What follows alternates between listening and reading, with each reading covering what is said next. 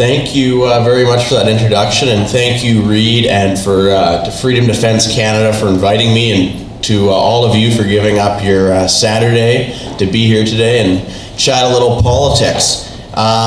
Just a disclaimer here, I'm getting over a cold, so if you see me guzzling cough syrup during lunch, I'm not addicted to codeine. I'm just trying to keep my wits about me up here. I'd like to start off by a show of hands. Who here is on Facebook? Who has a Facebook account? Does it count if you're in jail? If you're in Facebook jail? Yeah. Well, you can put your hand halfway up, maybe. I think that's a good compromise. Okay, so most of you. And by a show of hands, who's seen a BC Proud or Canada Proud video on Facebook with me? Okay, so some of you, maybe about half of you, have seen it. So my name is Gunn. I'm the spokesperson for BC Proud, which in reality means I represent the organization in the media. I speak at great events such as these, and most importantly, I make those short 1 to 3 minute videos that some of you have seen. So BC Proud is the largest online advocacy group in British Columbia, and it's part of the Proud network of Facebook pages across the country. That's the largest online advocacy group in the country. We advocate for common sense, pro-market, pro-Canada's history and culture policies. In short, we are a center-right organization that are not too fond of the governments we have right now in Ottawa and Victoria. Our pages reach millions of people each week. The videos with just me in them, and we make lots without me in them, have reached 25 million people, 25 million Canadians, since I started doing this about just under 2 years ago. And before that, as I think Reed mentioned, I used to work at the Canadian Taxpayers Federation. And when Reed reached out to me to speak at this event, I was more than happy to do so. However, the longer format is admittedly a little new to me. Like I was mentioning earlier, I'm used to compressing my arguments into short 60, 90, 120 second, in-your-face kind of arguments that get out there and across the country and are easy to share. So not stretching them over the better part of a day, but I will do my best. And if I do come up short, I'm sure we'll have some question and answer sessions. And I know from attending events like this in the past, I've always got the most value out of those sections as well. So more than happy to answer any questions that you guys might have. So Canadian identity and its struggle for survival, how political correctness, social engineering, and identity politics are undermining the future of Canada.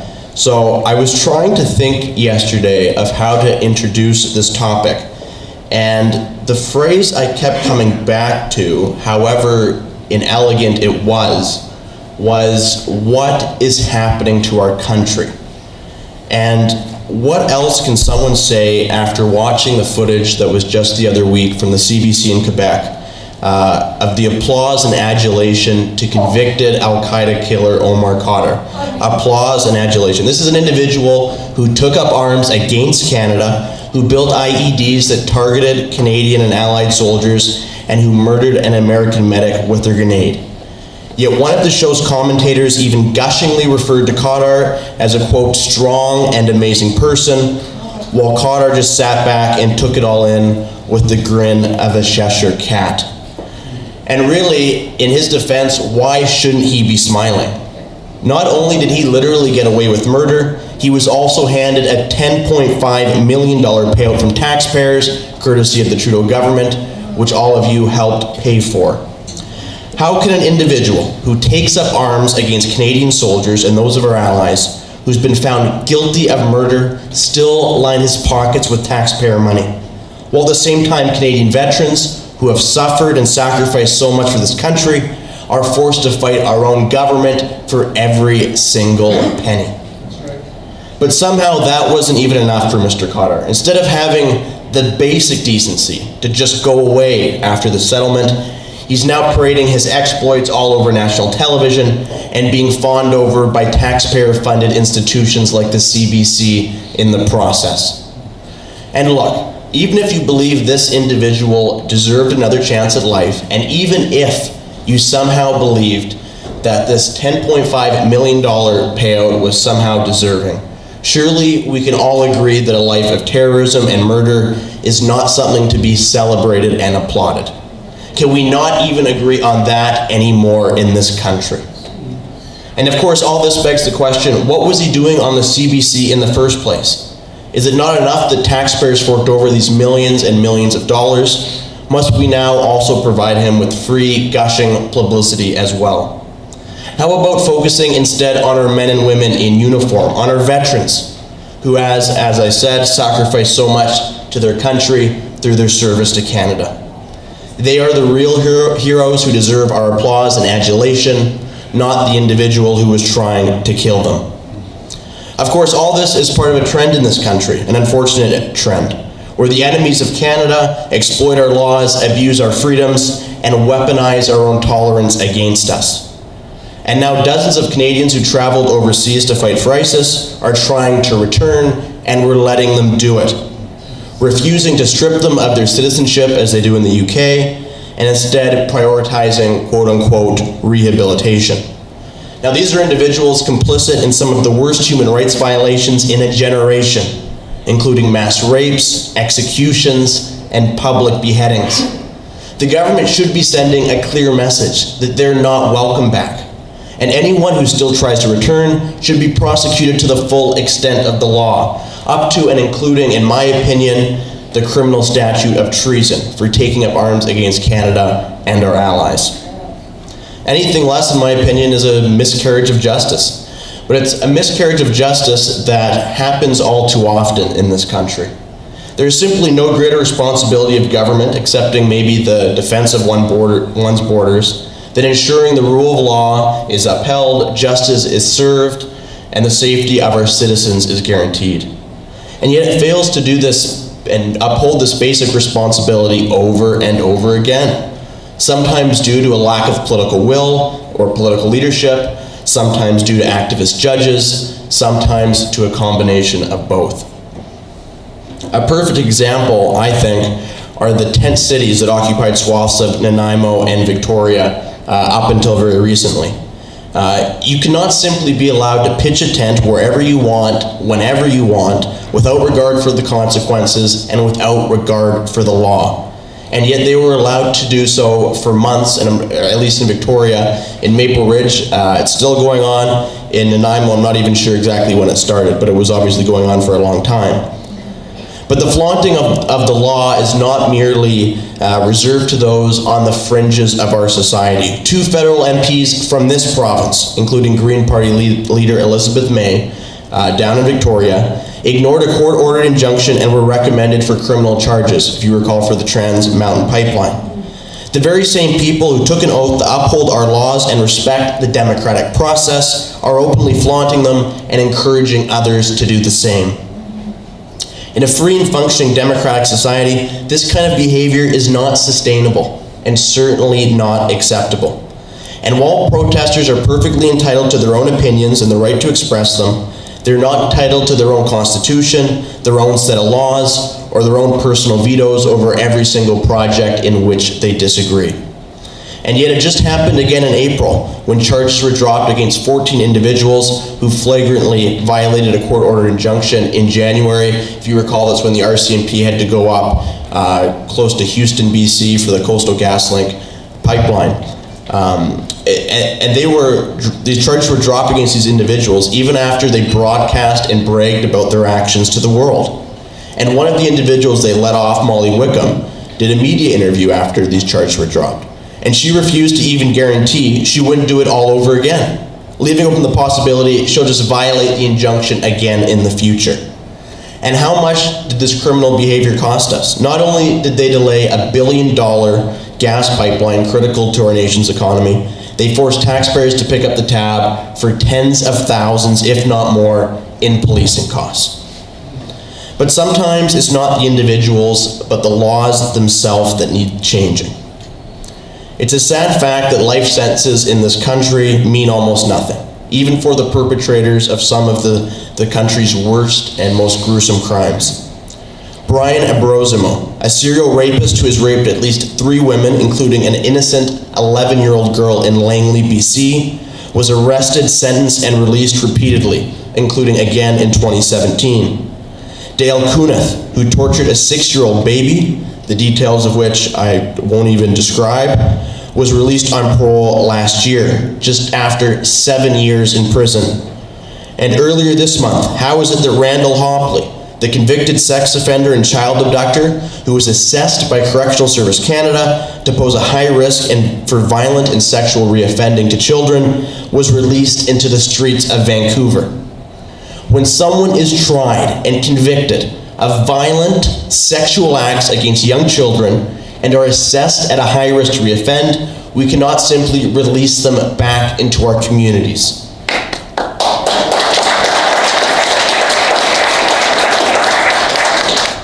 We can have a reasonable debate about the merits of rehabilitation versus the demands of justice and deterrence. That is a reasonable debate. But when it comes to the safety of our society, the safety of our citizens, and the safety of our most vulnerable, our children, the margin for error has to be zero. Yes. Earlier this year, a woman reached out to me over Facebook to share her story. Barb Perceau. We ended up speaking on the phone and going back and forth over email, and I got to know her reasonably well. Her son, Doug, was a 46-year-old Good Samaritan. He had rushed to the aid of a woman who was lying seriously injured on the ground in Chilliwack, BC. Moments later, completely unprovoked, he was brutally and mercilessly attacked by an unknown assailant. Stabbed viciously, over and over again, 14 times, including once in the heart, killing him.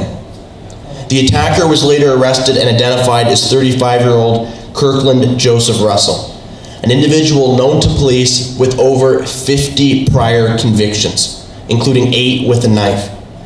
And yet despite this, despite the overwhelming and irrefutable evidence of a capital crime being committed by a repeat violent offender, Russell was allowed to plead down to manslaughter, receiving a sentence of just 8 years, plus including time served earlier this month, meaning he'll be out on parole in likely just a couple of years. How is that possible? How is an individual able to commit such a gruesome, irredeemable crime, to take a life that can never be brought back, and yet receive a sentence in the single digits? The provided rationale that the attacker was so intoxicated it was impossible to prove his intent. Are you serious? If you're able to wield a knife and plunge it repeatedly into the heart of another human being while screaming out, and this is a direct quote from multiple witnesses, "Why won't you effing die?" you know exactly what you're doing. The judge also cited Russell's difficult childhood and First Nations background. And I'm sorry, but if this were taken into account for one of his earlier 50 convictions, that would be one thing. Maybe that would be understandable. But at a certain point, he and he alone has to be held responsible for his actions and face the consequences for them. And to be honest, this isn't the 1940s. We shouldn't have a justice system in this country that considers race, punishing perpetrators differently based on the color of their skin. And while I wish this was an isolated incident, the truth is it's not. Every month, every week, there's a new story concerning the miscarriage of justice in this country. The truth is, a repeat violent offender like Kirkland Joseph Russell should have never been allowed to walk free in the first place. And yet, in just a handful of years, he will be free again. How many more innocent people have to die before our politicians wake up and put animals like this away for life? When you think about it, it's just common sense. But all too often in this country, you've seen common sense being replaced by something else entirely. Something that masquerades as tolerance, but is in actual fact the exact opposite. A societal form of repression that flouts the truth, ignores the facts, and works to reshape our culture and traditions based on some utopian vision for the world that we all know will never exist. It also happens to be the current religion of our Prime Minister, Justin Trudeau. I am, of course, talking about political correctness. No better example of this is there than our national anthem. For nearly 100 years, O Canada has served this country as the de facto national anthem. Not once in my entire life, playing hockey, going to school, and I heard a complaint about the anthem's lyrics. Not a single time. So what one line did Justin Trudeau and his government find so reprehensible it had to be excised from our national identity despite overwhelming opposition from the Canadian public? In all thy sons command. A line that was introduced to honor the young men and women of our armed forces who went off to war in 1914, 59,000 of whom would never return. This unilateral uprooting of symbols and cultural symbols and traditions in this country for no other reason than to impose a new national identity on the Canadian people is wrong. These symbols don't belong to our politicians, they belong to us, the Canadian people.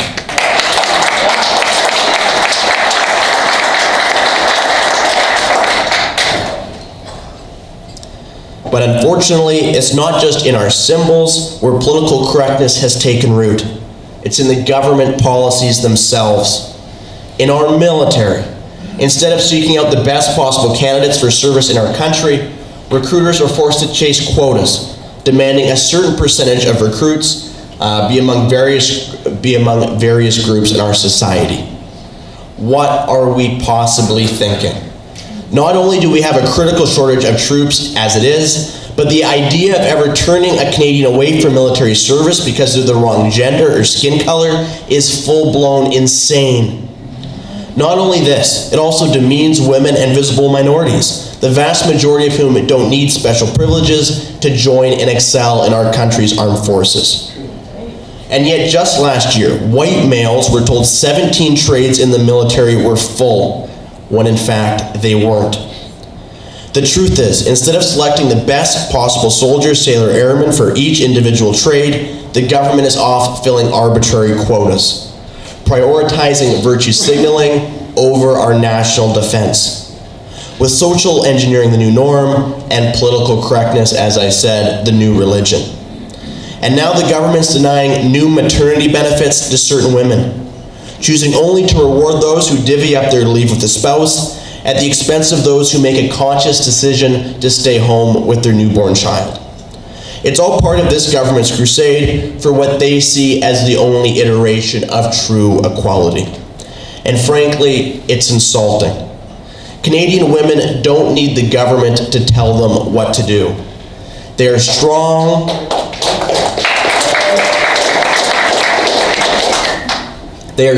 independent individuals who are capable of making their own decisions for the well-being of their own families, whether that means returning to the workforce early or staying home with their newborn child. And it's not up to Justin Trudeau to pass judgment on the millions of Canadian mothers, including my own, who took time off work to raise a child.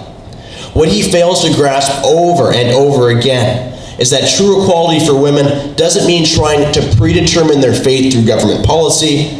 It's about giving them the freedom to make their own decisions about their own lives, independent of government coercion and contempt.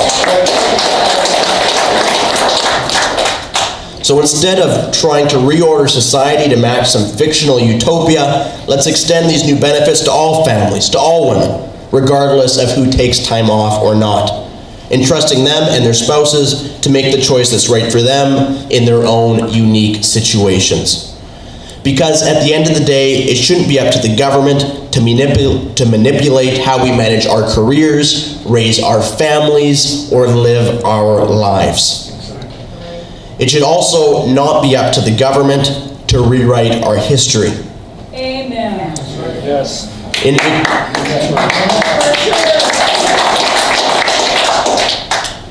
In Victoria, a radical council led by Mayor Lisa Helps tore down a statue of Canada's first Prime Minister, Sir John A. Macdonald. I was there at 4 a.m. I watched it happen. It was a disgrace. Is this really what this has all come to? Expunging our history, erasing our past, toppling a monument to the father of Confederation who united us, built this country, and delivered on the audacious promise of a national railway. Was he perfect? No. But nobody is. Like everyone else in the 19th century, he held views on various topics, including race, that while commonplace at the time, are no longer acceptable today. And that's okay, things change. That doesn't mean we have to tear down what came before us. It doesn't mean we have to erase our past. And it certainly doesn't mean we have to be ashamed of the country we call home.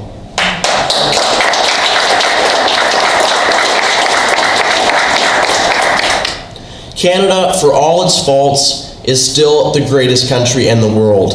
And without Sir John A. Macdonald, it's a country that wouldn't even exist. And where does it end? Does the city of Victoria, named after Britain's imperial queen, have to be renamed? How about the province of British Columbia? Must we judge all our historical figures based solely on their faults and not on their accomplishments, viewing their actions and beliefs through the lens of our century and not their own? The only silver lining on this shameful decision is that no matter how many statues they topple or how many they deface, Macdonald's legacy will live on. Because the ultimate monument to Sir John A. isn't found in any city park or public space. It's all around us. It's every inch of land and the people who call it home. The ultimate monument to Macdonald's legacy isn't any one statue. It's the country he helped create. It's Canada. And that's one monument they can never take away.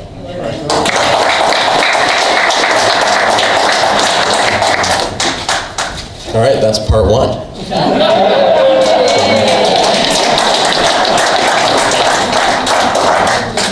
Thank you very much. Thank you very much. Well, did you expect it to be like this? Wow. Not only has this young man done all his homework, he is a great speaker. Wouldn't you agree? By the way, what we didn't say at the beginning, and it's not Perry's fault, it's just that he's getting forgetful. Actually, Aaron is a product of this area. He does live in Victoria, but all his family roots are in the Cowichan Bay area, so he's one of us.